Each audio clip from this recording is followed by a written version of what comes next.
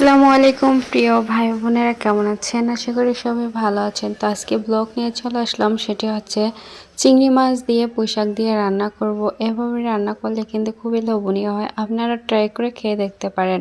তো চলুন দেখে নিই রেসিপি কীভাবে রান্না করে। চিংড়ি মাছটা কেটে নিয়েছি, কাঁচামরিচ দিয়ে ব্রাউন কালার করে আর কি ভেজে নিচ্ছি তেলের ভিতরে। আর এই যে শাক, এই শাকটা এখনও ধোয়া হয়নি, এই শাকটা আমি সুন্দরভাবে ধুয়ে নেব। আর শাক কিন্তু বেশি ধুতে হয়, কারণ এতে কিন্তু অনেক বালু থাকে।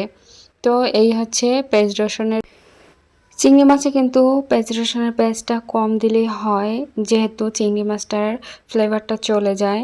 এই জন্য আমি আর কি কম দিয়ে কষিয়ে নিচ্ছি, একটু হলুদ দিয়েছি। আর এটা রান্না করা কিন্তু খুবই সহজ। তো আপনাদের সাথে আমি সব কিছু বলে দিচ্ছি। হলুদ দিয়ে কিছুক্ষণ কষিয়ে নিয়েছি, হালকা একটু মরিচ দিয়েছি। মরিচটা না দিলে হচ্ছে কি দেখতে ভালো লাগে না, সবুজ সবুজ। আর এমনিতেই আমি শাক কম পছন্দ করি, এর জন্য আর কি একটু মরিচ দিয়েছি। মরিচটা দিলে কি হচ্ছে একটু দেখতে ভালো লাগে, খেতেও কিন্তু ভালো লাগে। আর অনেকে হচ্ছে যারা সবুজ সবুজ খেতে পছন্দ করেন তারা মরিচটা অ্যাড করবেন না, শুধু হলুদ দিয়ে কাঁচামরিচ দিয়ে রান্না করবেন।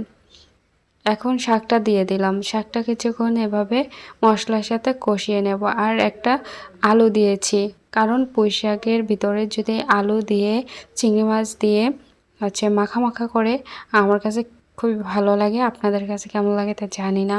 তো এভাবে কিন্তু আমার কাছে খুবই ভালো লেগেছে, তাই আপনাদেরকে আর কি বলেছি।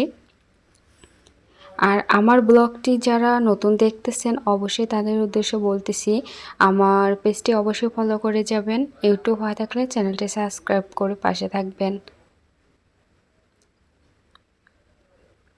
কিছুক্ষণ এভাবে কষিয়ে নেব।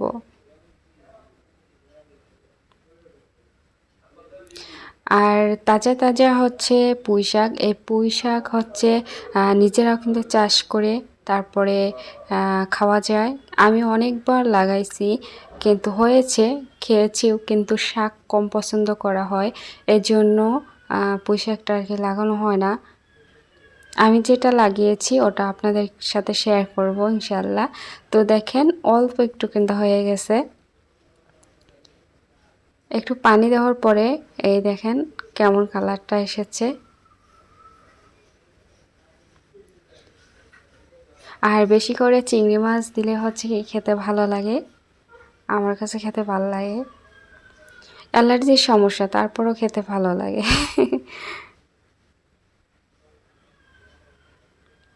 আর ডাঁটা আমি পছন্দ করি না, এজন্য শাকটা নিয়েছি আর ডাঁটাটা ফেলে দিয়েছি। আজকের রেসিপিটা আপনাদের কাছে কেমন লেগেছে জানি না, তো অবশ্যই লাইক কমেন্ট করে দিবেন। আর ভালো লাগলে শেয়ার করে দিবেন, পেজটি ফলো করে পাশে থাকবেন। রান্না হয়ে গেছে, তো আজকের মতো বিদায় নিচ্ছি। আল্লাহ হাফেজ।